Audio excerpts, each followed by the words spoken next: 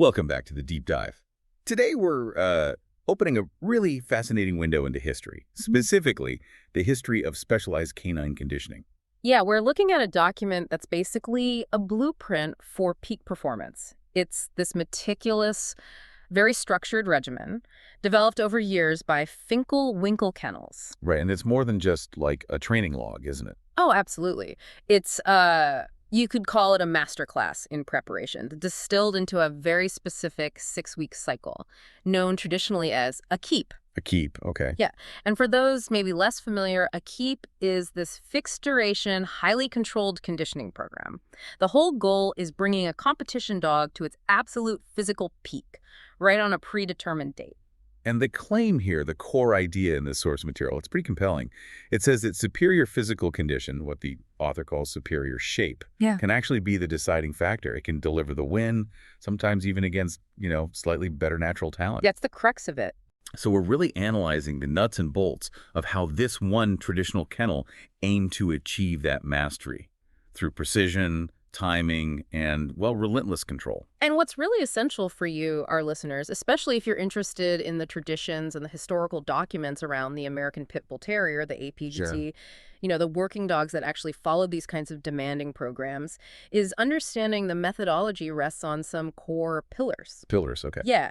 I see 3 guiding principles really emerging from this text. 1, health is the prerequisite, right? Not the result. Makes sense. 2, endurance seems to trump explosive power in this system. And 3, precision control over, well, basically every variable is non-negotiable. It's absolute. Okay, so we're going to use those 3 pillars to kind of unpack this blueprint today. And as a critical resource note for you, the listener, if the history and the evolution of the APBT breed and its performance traditions really fascinate you, we strongly recommend visiting APT.info on YouTube and their website. Oh, definitely. Hundreds of hours of historical deep dives there. It's invaluable context for understanding the culture and, the technical details of regimens like the one we're digging into today. Absolutely essential background for this kind of discussion. Okay, let's start with pillar 1 then. Health is the prerequisite. The Finkle Winkle Keep is super clear that the actual conditioning doesn't just kick off on day 1. Not at all. Section 1 is entirely dedicated to this pre-keep philosophy, establishing a completely flawless health baseline. And this often starts 2 weeks before the main conditioning regimen even begins. So why is this prep phase so critical? Why mandatory? Well, because a keep, by its very definition, it's a stress induction cycle. You're pushing the dog's body right to its adaptive limits. Okay. So if that foundation is already shaky, if the dog's carrying parasites or has some underlying metabolic issue, the whole program is just going to fail. And you're looking at likely injury or illness. The author states pretty plainly, this is a simple, proven method, but that simplicity. It only works if the machine you're starting with, the dog, is medically 100% sound. Gotcha. And the prerequisites, they're really specific.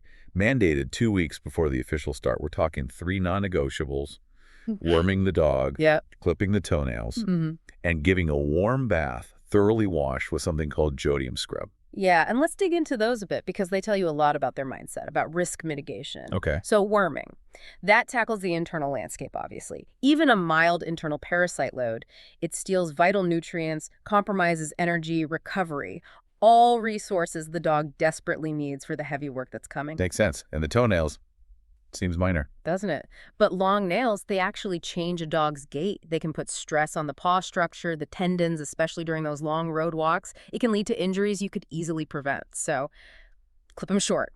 Right, proactive. And the jodium scrub, that's not just regular dog shampoo. No. It's a medical-grade antiseptic wash, usually povidone iodine based. Oh. Its inclusion signals this hyper-awareness of external hygiene. They're trying to eliminate any potential skin infections, hot spots, external parasites, anything that could cause irritation or need antibiotics later in the cycle, because that would absolutely derail the whole rigorous schedule. So it's like creating a sterile start line, medically speaking. That's a good way to put it. An aggressive, comprehensive attempt. But the real gatekeeper, the critical hurdle, is the vet check. The source stresses a thorough exam focusing on liver, kidneys, blood composition, and stool. Yeah, this is the definitive green light check. And why those specific organs? Good question. Well, the liver and kidneys, they're your primary organs for metabolism, detoxification, waste processing. A conditioning program like this involves high protein intake, intense muscular breakdown.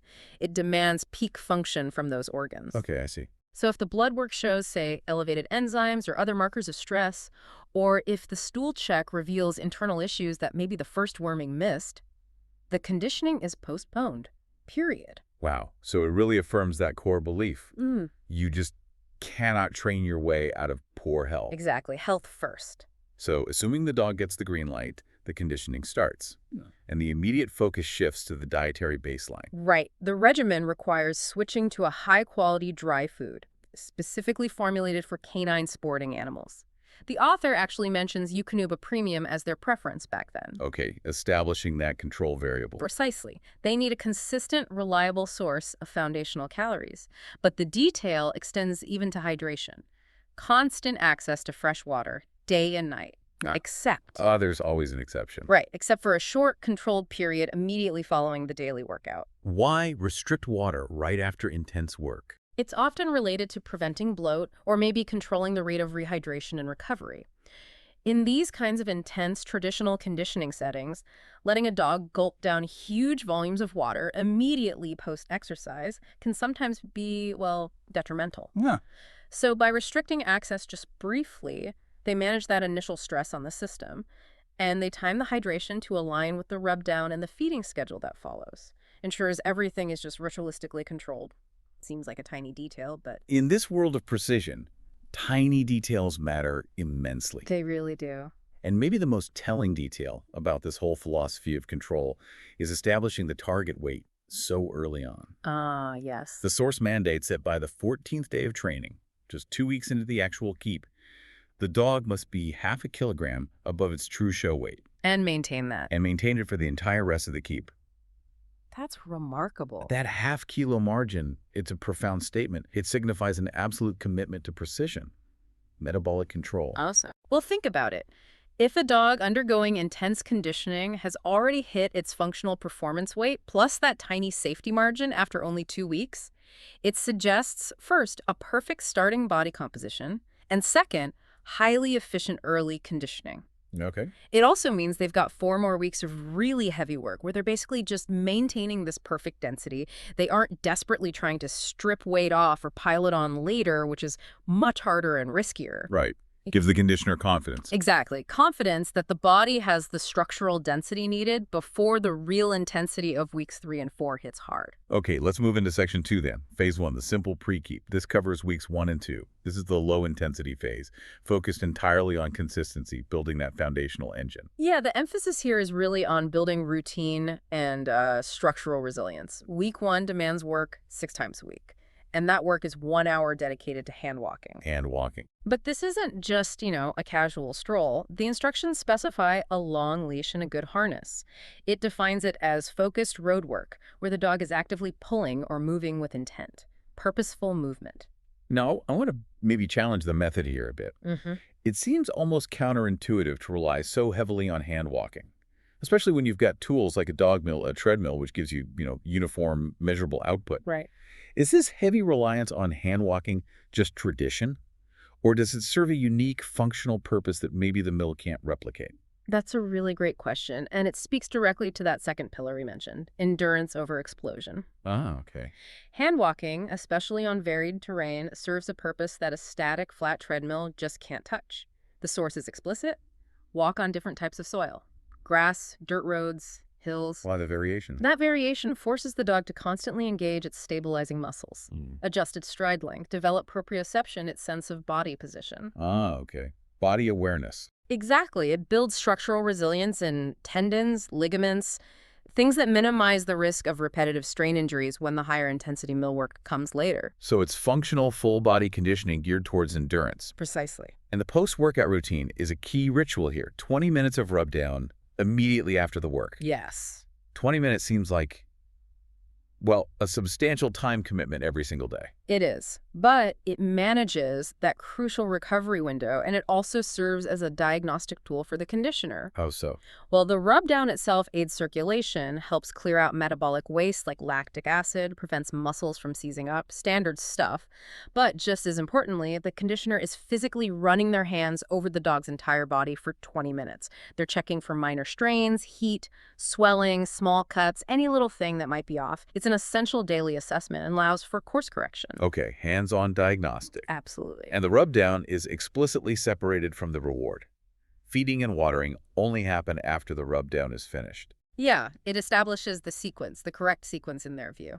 Effort first, then recovery assessment, then fuel. Got it. And then there's the rest day protocol. Right. 1 day off per week, no work. And importantly, no rub down on the rest day. Yeah. And crucially, the dog gets less food on that rest day. Less food. Why the caloric deficit on a rest day? If the dog's working hard all week, wouldn't you want to maintain fuel intake for recovery? It seems counterintuitive, yeah. But the reduction in food, particularly in this traditional context, it serves both a metabolic and maybe even a psychological purpose. Interesting. Explain. Metabolically, the slight reduction helps prevent the dog from getting sort of overly comfortable or soft, as they might put it. It helps maintain a keen appetite, metabolic awareness, ensures the dog's system stays focused on efficiently using resources for the next work cycle. Keeps the engine primed. Kind of. And this slight fluctuation is part of maintaining that lean, hard condition they established by day 14, keeping that edge. Okay. Then week 2 rolls around. The source says same routine, but the hand walking increases to 1.5 hours. Yep. That's only a jump to 30 minutes. Seems quite minimal. And that minimal increase is the sign of a cautious, experienced conditioner. They're not chasing volume for volume's sake. They're chasing adaptation without breakdown. This early phase is purely about incrementally increasing duration, solidifying the rhythm. Gradual buildup. Very gradual. And the author stresses you have to constantly monitor the dog, watch them closely. If the dog looks sore or tired, the instruction is clear. Don't hesitate. Give an extra rest day. So there's flexibility within the strict structure. Absolutely. And that's what separates successful conditioning from just reckless overtraining. The conditioner has to listen to the dog, even while sticking to a very strict schedule. Right. So we're transitioning now into section 3. This is phase 2, covering weeks 3 and 4. And this is where the intensity really starts to ramp up. We see the introduction of mechanical work, the treadmill, and targeted nutritional adjustments. Yeah, the stated goal of phase 2 links right back to our pillars. It's explicitly to make the dog ready to stand the pressure and stress of the heaviest upcoming week, which is week 5. Okay. So we're moving from building that foundational structural resilience to building the sheer capacity for work. And week 3 is that critical transition point. The schedule integrates the mill, but in a really segmented way. Look at Monday's structure. 1 hour hand walk, then 5 minutes treadmill, then another 15 minutes hand walk. Why introduce the mill in such tiny controlled bursts like that? 5 minutes. The structure looks like a very carefully designed warm-up, focus period, and cool-down. Explain. Okay, the hour of hand walking. That serves to warm the muscles, tendons, cardiovascular system thoroughly, gets everything ready. Right. Then the 5 minutes on the mill, it provides an extremely high controlled output, but without much duration yet. It teaches the dog to drive hard, maintain pace mechanically. Like a little power burst? Kind of, yeah. A focused burst. And then the finishing walk, that 15 minutes, that's vital for active recovery, cooling the system down properly after that focused effort. Okay, makes sense. Yeah. And other days balance this out with longer 2-hour hand walks. Exactly. Ensuring that core structural work, the endurance base, continues to build alongside the new intensity. And week 3 is also where the first specific nutritional boost happens. Moved beyond just the dry feed. That's right. They introduce 25 grams of boiled rice and 25 grams of boiled meat, plus 2 multivitamin tabs added to the daily feed. And this is a perfect example of Pillar 3, precision control, right down to the gram. Targeted fuel. Exactly. High quality, targeted fuel. Boiled rice gives you simple, easily digestible carbohydrates for energy, replenishing glycogen stores. Boiled meat provides easily digestible protein for muscle repair and building. Okay. This small, very controlled boost signals that the dog's activity level has hit a point where that baseline dry feed alone, it's just not quite sufficient anymore for optimal recovery and gain. And the vitamins. Standard insurance policy, really, making sure all those metabolic processes have the necessary micronutrient cofactors to function efficiently under increasing stress. Got it. Then week 4 hits, and there's a significant almost geometric step up in volume. Yeah, it escalates quickly here. Treadmill time progresses rapidly, 20 minutes, then 25 minutes, then 30 minutes through the week. And the dedicated hand walking days, they also increase up to 2.5 hours. Yeah. That's a big jump in sustained work, sustained caloric expenditure. It is. And matching that physical demand, the nutrition doubles. Precisely. Doubled. Yep. 50 grams of rice and 50 grams of meat now. Still maintaining the 2 multivitamin tabs. Wow. So this raises that key question you mentioned. Why double the performance fuel now? Well, by week 4, the dog should be structurally sound from the pre-keep work, adapted to the routine. This doubling provides the necessary raw fuel to support that escalating demand and, crucially, to prepare for the enormous stress coming in week 5. Fueling up for the peak. Exactly. They're maximizing the dog's muscle density and energy reserves through this carefully calibrated escalation. They're ensuring they don't overfeed, which would slow the dog down, make it sluggish, nor underfeed, which would lead straight to breakdown under that workload. The coordination between the physical output and the nutritional input is, well, it's pretty staggering. It sounds like a modern elite athlete's training plan. It absolutely is, just, applied to a canine athlete decades ago. It's a carefully engineered metabolic plan. The conditioner sees the dog's body as this complex system. Inputs must match outputs. And week 4 is that final stage of building capacity before they hit the absolute maximum stressor next week. Every gram of food, every minute of work, calculated. Calculated to achieve peak density and peak endurance. Okay, so we've arrived at section 4, phase 3. This covers week 5, the peak stress week, and week 6, the critical taper. This is really where the conditioning pays off, or where it fails. Week 5 is absolutely the test of the entire system. If the pre-keep and those foundational weeks were done right, the dog should be able to withstand this volume. If corners were cut anywhere along the way, this is the week where injuries and exhaustion are most likely to show up. Right. This is where the dog gets pushed to its maximum cardiovascular and muscular capacity, at least under this specific system. Let's detail that peak volume again. Hand walking hits 3 hours on some days, except on the millwork days. Yeah, 3 hours is a long time. And the treadmill work progresses up to 35 minutes, then 45 minutes, 45 minutes of focused, high-intensity mechanical work. It's enormous. It absolutely confirms Pillar 2 again, doesn't it? This regimen is designed for absolute endurance, sustained cardiorespiratory load. 45 minutes on the mill is hugely taxing. Oh, yeah. And when you couple that with the 3 hours of road work on the alternate days, the cumulative training effect is immense. This is what builds the type of stamina that allows a dog to perform under maximum stress for, well, potentially very long durations. The weight management strategy through this peak week is also interesting. The feeding stays the same, maintaining that 50-50 meat and rice boost, unless the dog starts losing too much weight. Then, the instruction is to add extra dry feed to regulate his weight through the feed pan. And this is another deep insight into their control mechanism, isn't it? How so? They've established the performance diet, the rice and meat as stable, almost untouchable, because that's what fuels the performance and the recovery.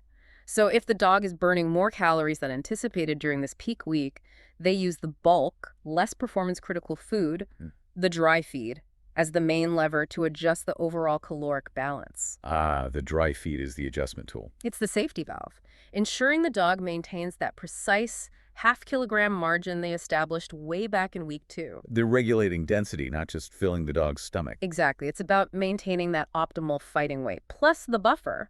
Okay, so after hitting that massive peak in week 5, the program demands an immediate and really dramatic pullback. This is the taper, week 6. So what does this critical transition look like, and why is the drop in volume so severe? The taper is, physiologically speaking, maybe the most important week of the whole keep. Really? More than the peak week? Well, the peak week builds the capacity, but the taper allows the body to actually realize that potential. The severe drop in activity lets the body complete the final recovery and storage phase. Supercompensation. Supercompensation, okay. Yeah, the muscles, stressed to their absolute limit in week 5, they need time to repair all those microtears. And to supercompensate by maximizing their energy storage, loading up on glycogen. Got it. So less work equals more stored energy for the event. Precisely. And look at that dramatic drop. 45 minutes of millwork in week 5. It plummets down to 10 minutes, then just 5 minutes in week 6. Wow. And hand walking shrinks from 3 hours down to 1.5 hours, then 1 hour, and finally just 30 minutes near the end. The activity basically evaporates as the week goes on. It really does. The conditioner has to just trust the conditioning they've built over the previous 5 weeks. Any more intense work during week 6 would only drain the dog's reserves right before they need them most. So trust the process. Completely. The dog is then completely rested right before the match. And the final protocol, it ensures absolutely no energy is wasted. The dog is walked out every 3 hours on match day, but strictly just for urination, relieving himself. Nothing more. Every single step is about total preservation. Preservation of that physical and mental edge they've spent 6 weeks painstakingly building. All right, section 5. This focuses on the ultimate level of pillar 3, precision control. We're talking the really sensitive details of weight, diet, and medical support in the final 48 hours. Yeah, this final prep, it hinges entirely on nailing that target weight benchmark we keep mentioning. Let's just reiterate that again. By day 14, the dog must have been maintained at exactly half a kilogram above its true show weight. And if they've managed to hold that precise density through the heavy work of weeks 4 and 5, the conditioner has absolute confidence going into this final fast. That half-kilo difference, it seems negligible to maybe an untrained eye. But in this context, it's everything, isn't it? It really is. It implies that the final physiological processes, mainly hydration shifts and elimination, will allow the dog to hit the exact required weight on the day, without losing the crucial muscle density they've worked so hard to gain. It's the ultimate expression of control over the body's state. Totally. If the dog was maintained perfectly, they know the system is optimized. Okay, speaking of optimization, let's detail the final feed adjustments. Yeah. Last days of week 6. On the final 2 rest days, the meat and rice, those performance fuels, are specifically not given. Right. They're essentially clearing the system of that concentrated high-performance fuel. They're relying only on the basic dry feed for maintenance calories. It's like a subtle start to the final fast. Okay. Then the last meal itself happens precisely 24 hours before the event. And then the final countdown begins, centered entirely on hydration control. Water is removed completely 12 hours before the event. Cut off. But they aren't completely dehydrated at that point, are they? Yeah. They get one final, very specific drink right at that 12-hour mark. Yes. Half a liter of boiled chicken bouillon. That detail is so specific. Why chicken bouillon? And why exactly half a liter? The chicken bouillon is, it's an old traditional conditioner's practice. You see it mentioned quite a bit in older texts. Okay. It provides essential electrolytes, salts, which help stabilize the dog's system and manage thirst, but without introducing a massive, uncontrolled fluid load. Ah, controlled hydration. Very controlled. The half-liter volume is likely the maximum controlled liquid intake they deemed necessary. Enough to maintain internal hydration, but without risking excessive weight gain or bloat, ensures they nail that required show weight precisely. And the composition of that last meal, 24 hours out, also fixed. Yep. 50-gram meat, 50-gram rice, the standard dry feed component, and importantly, no multivitamin tabs this time. Why drop the vitamins? Probably just stripping the final meal down to the absolute core energy and protein components needed for immediate use and short-term storage. No extras. Okay. Now, we do have to address the pharmacological component mentioned in this historical documentation. It's part of the record. Yes, we do. As objective analysts looking at historical documents, we have to report what the source dictates. The source details the use of dexazium, which is dexamethasone, or azium at very specific intervals.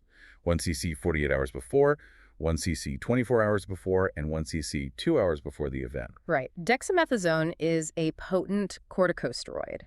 In the context of this kind of traditional game dog conditioning, it was historically employed with the stated intention of reducing inflammation, inflammation that inevitably accumulates during those heavy conditioning weeks. Right.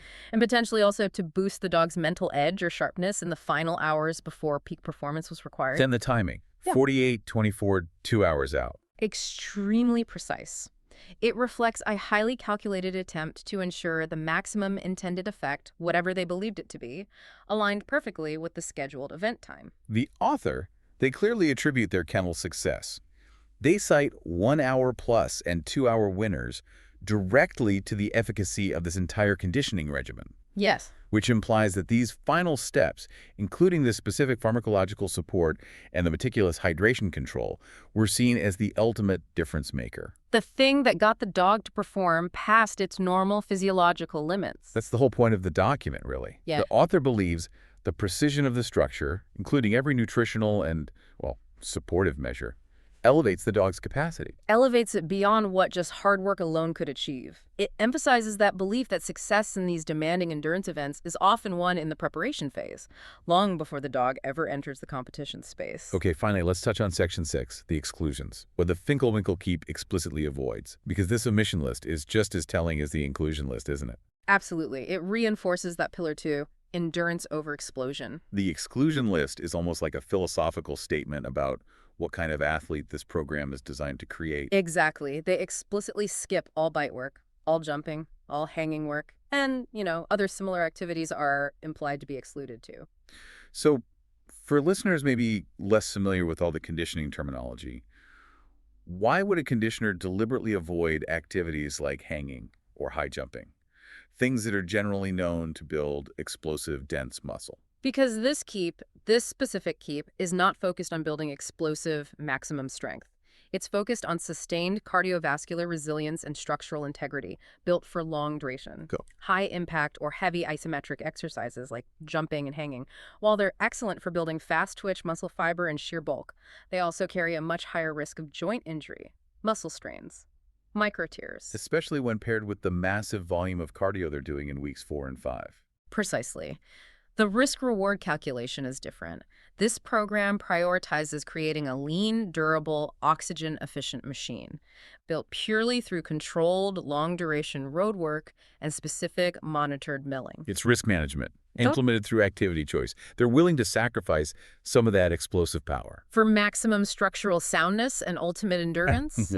They're building the marathon runner, not the 100-meter sprinter. That's a perfect analogy. They want a dog whose stamina simply outlasts its opponent, built on a strong, resilient frame that won't break down. And furthermore, the author also explicitly states that steroids, beyond that specified use of azium dexamethasone we discussed, are skipped.